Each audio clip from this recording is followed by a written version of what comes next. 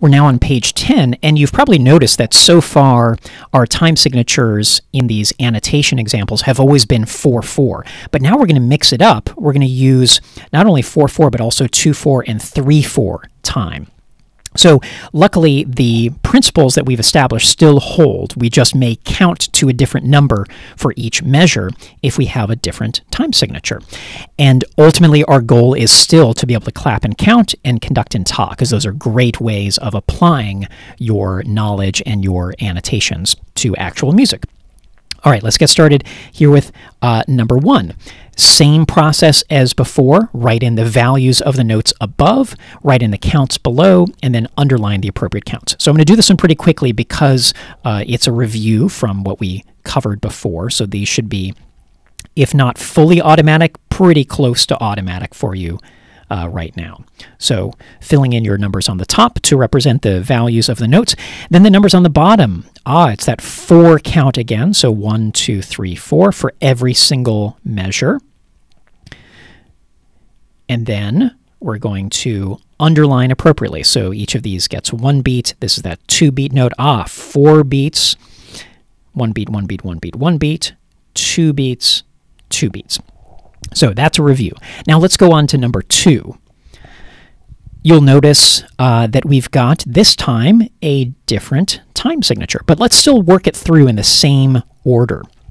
So let's fill in the values of the notes above. So that's a 1, that's a 1, that's a 2. It looks like we've got a tie here. So 2 plus 2 gives us 4. 1, 1, 1, 1, and 2. So pretty easy. I'm going to get rid of that little arrow so that we've got room beneath. Now, here we go. We've got the number 2 on top. So this time we're just counting 1, 2 for every single measure. So 1, 2, 1, 2, 1. Even here, I know that the note is still lasting throughout those 2 measures. Still count 1, 2 each time. That's the golden rule of the top number of the time signature. Now we're going to underline in the same way that we did before. So 1 beat for that, 1 beat for that, 2 beats for that one. Then here's that giant 4-beat note, which goes all the way to there. 1 beat, 1 beat, 1 beat, 1 beat, and then 2 beats for that one. All right, last of these examples. Same process. Put those numbers on top, quarter notes there. Here's a tie. 2 plus 1 gives us 3. 1, 2, 2, 1. And then finally, there's another tie. 2 plus 1 gives us 3. Now, you may have already noticed this one has a time signature of 3/4, meaning we're going to count to 3 in every measure. So 1, 2, 3. Even when there are ties and stuff, still maintain that same counting system. So every measure gets 1, 2, 3. Then we are underlining to reflect the values of the notes. So that first one gets 2 beats, then 1 beat, 1 beat, 1 beat, 1 beat, 3 beats for that one, 1 beat, 2 beats, 2 beats, 1 beat, and then finally 3 beats for that giant tied note.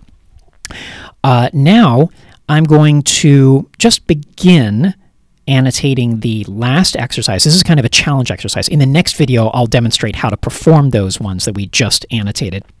But for right now, let me just give you a heads up on this one.